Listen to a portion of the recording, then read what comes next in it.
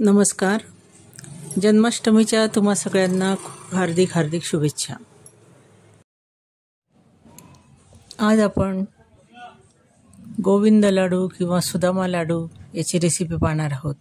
अतिशय सोपी अशी ही रेसिपी आहे आणि सगळे पदार्थ आपल्याला घरातच अवेलेबल असतात.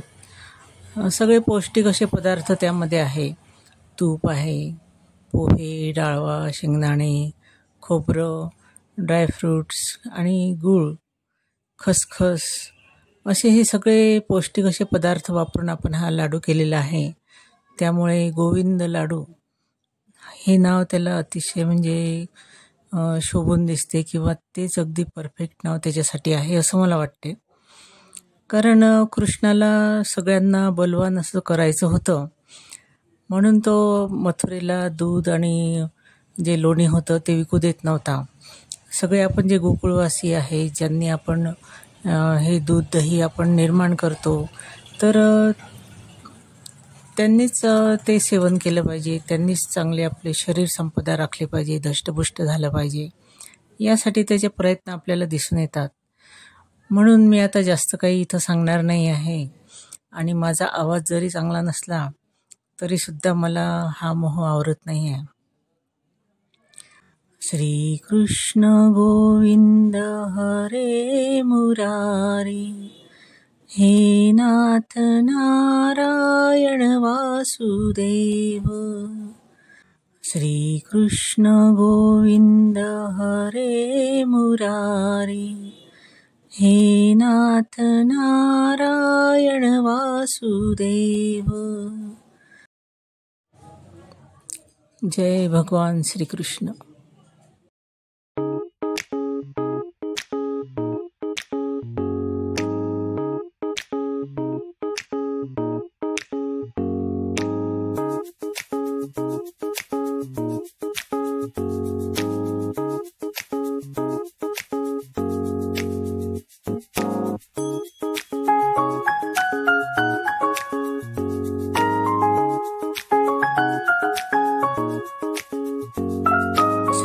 कृष्ण गोविंद हरे मुरारी, हे नाथ नारायण वासुदेव.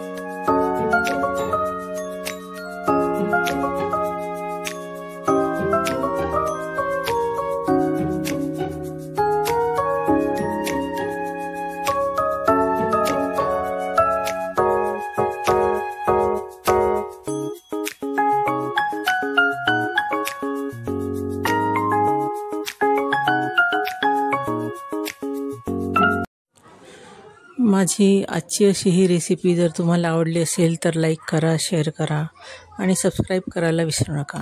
सोबतच बेल आयकॉनचं बटनही दाबा, त्यामुळे नवीन व्हिडिओची नोटिफिकेशन तुम्हाला येईल. धन्यवाद. सगळे हे साहित्य आपण मिक्सरला फिरून घेऊया आणि ड्रायफ्रूट तळलेले आहेत ते सुद्धा आपण त्याच्यात टाकून आपण आता हे आपले लाडू तयार करून घेऊया. गोविंद लाडू, सुदामा लाडू.